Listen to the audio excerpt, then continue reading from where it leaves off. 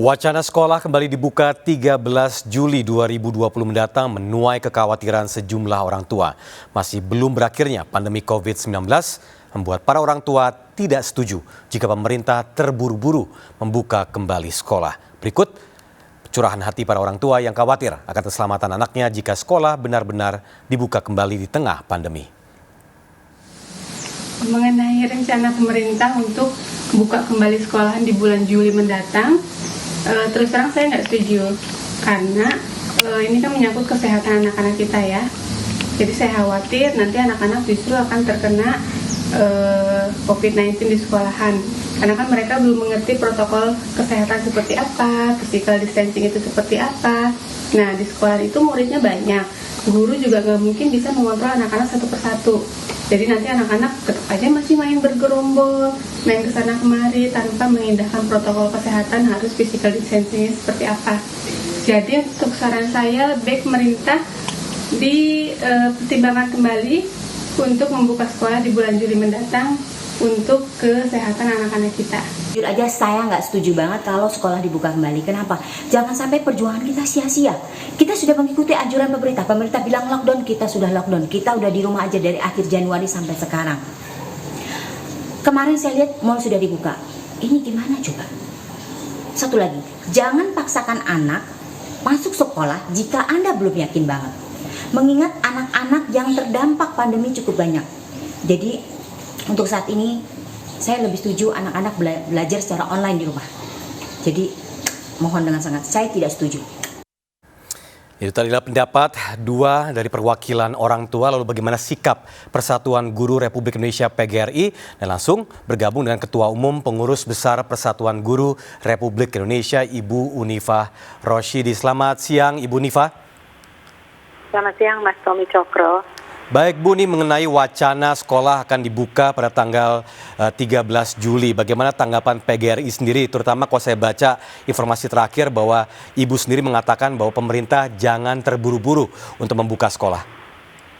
Betul, sama seperti pendapat-pendapat yang lain. Dan tadi pagi saya mendapatkan curahan hati dari seorang ibu di Batam. Memohon agar betul-betul dipertimbangkan untuk pembukaan sekolah dalam waktu dekat. Ini sebenarnya kalau dari awal sudah dikomunikasikan bahwa keselamatan anak-anak dan guru adalah yang utama, tentu sejumlah tahapan harus sudah disiapkan, dan sekarang menuju bulan Juli itu hanya tinggal 2 bulan. Saya kira dengan Indonesia yang sangat luas, dengan jumlah 45 juta, belum lagi ditambah siswa di madrasah dan anak-anak di pesantren dengan guru yang luar biasa, sebaiknya dipertimbangkan kembali. Kalau tadi saya pagi mendengar dari Ikatan Dokter Anak Indonesia, saat ini menurut mereka juga belum tepat untuk dibuka kembali. Karena resikonya bisa menjadi klaster baru di sekolah. Bagaimana kita menjagai anak-anak melakukan transportasi, bagaimana di toilet, bagaimana buku-buku yang bisa menjadi penyebab kalau dibawa. Keselamatan anak-anak yang utama, saya kira banyak faktor yang telah dibahas oleh banyak pihak bahwa memang keputusan ini harus dipertimbangkan sebaik-baiknya. Baik Bu Unifah, tadi ada beberapa tolak ukurnya selain jumlah populasi siswa di Indonesia, kemudian dari sisi waktu atau momentum yang belum tepat, dan juga melihat data dari Ikatan Dokter Indonesia. Nah kemudian jika memang kita sampai di pemikiran membuka kembali sekolah, berarti apa saja yang harus dipertimbangkan atau tolak ukur apa yang harus dimiliki oleh pemerintah sebelum memutuskan pembukaan sekolah nih Bu? Ya, tadi kan semua mengatakan protokol kesehatan. Saya juga nggak yakin bahwa semua pemerintah daerah, pemerintah pusat menyiapkan semuanya infrastruktur kesehatan untuk anak-anak kita. Mulai dari disinfektan, mulai dari buku-buku, mulai dari toilet bersih dan lain sebagainya. Kalau diterapkan, siapa yang menjamin ketika dia dalam perjalanan? Jadi infrastruktur yang harus disiapkan antara lain juga anggaran. Di daerah, kalau kita hanya menganggap mengandalkan dana BOS itu nggak cukup. BOS itu bantuan operasional sekolah. Untuk operasional sekolah aja sudah nggak cukup, apalagi dibebankan untuk COVID. Jadi kalau direalokasi dana ini harus melalui prosedur ke DPRD, itu panjang, belum tentu juga ada dananya. Jadi jangan bertaruh dengan nyawa anak-anak kita, masa depan kita, untuk sesuatu yang saya kira bisa kita tunda. Yang harus dipertimbangkan justru sebenarnya dari awal adalah ketika kita tahu bahwa pandemi itu akan berlangsung lama, menyiapkan infrastruktur pembelajaran online yang tepat. Betul. Atau yang offline. Itu sebenarnya yang utama. Jadi yang utama saat ini sebenarnya bukan membuka dan tidak membuka dulu, tapi bagaimana hak anak-anak mendapatkan pembelajaran yang berkualitas walaupun dia tidak di sekolah. Ini yang harus kita pikirkan bersama-sama. Betul Bu, dan kalau melihat dari langkah tersebut, terutama untuk menyiapkan atau beradaptasi dengan model belajar mengajar yang baru, terutama untuk bisa menyesuaikan di era COVID-19 ini, berarti apa saja yang harus diperhatikan khususnya nih Bu, bagi siswa-siswi yang belum memiliki pendukung untuk bisa belajar online, contohnya seperti listrik, kemudian juga internet, ataupun gawai. Iya. Inilah perlunya kerjasama antara pemerintah daerah, DPR, DPRD.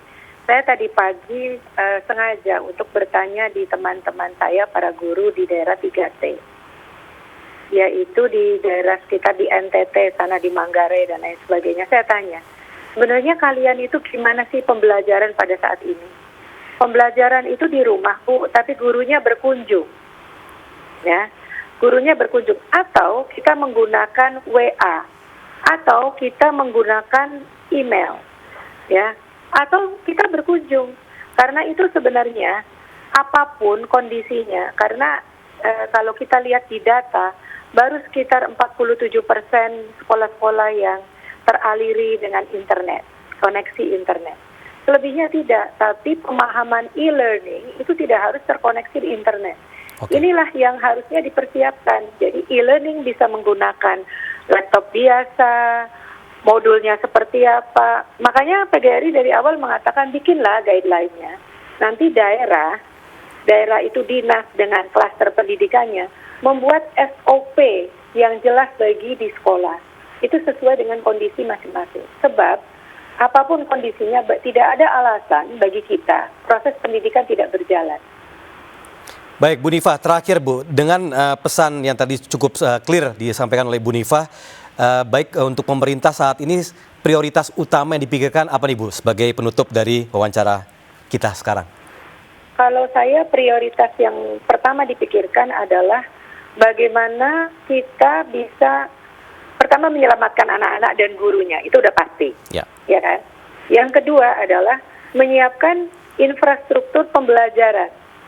Bagaimana sebenarnya para guru bisa menerima keadaan seperti ini menjadi bagian tanggung jawabnya, ya, untuk melaksanakan pembelajaran tetap dengan berkualitas. Karena itu harus ada standar pembelajaran pandemi. Jadi nggak bisa diserahkan hanya kepada guru, nggak bisa. Sebab nanti guru itu ditagih sama kurikulum di daerah, ditagih oleh pengawas, ditagih oleh dinas. Karena mereka nggak punya standar, tapi kalau ada standar pandemi, ini loh yang harus dilakukan, apa yang akan dinilai. Sebenarnya kalau ini dibuat, ini cukup clear. Guru-guru bisa melaksanakan tugasnya, ukuran-ukurannya jelas, pembelajaran pada standar pandemi bisa dilaksanakan, lalu kenaikan kelas juga bisa diproses.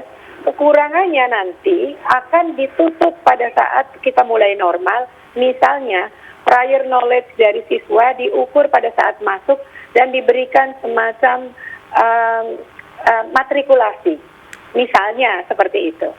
Tapi standar di saat pandemi ini harus dibuat gitu, sehingga proses pembelajaran tetap dapat berlangsung. Baik, Bu Unifah, terima kasih telah bergabung bersama kami di sini, Bu Nifah Roshidi, Ketua Umum Pengurus Besar Persatuan Guru Republik Indonesia, dan semoga ini menjadi referensi juga untuk pemikiran di level pemerintah, agar kedepannya lebih jelas lagi kebijakan yang dilakukan, terutama tidak tergesa-gesa untuk membuka sekolah di Indonesia. Terima kasih sekali lagi Bu ya, dan sehat selalu.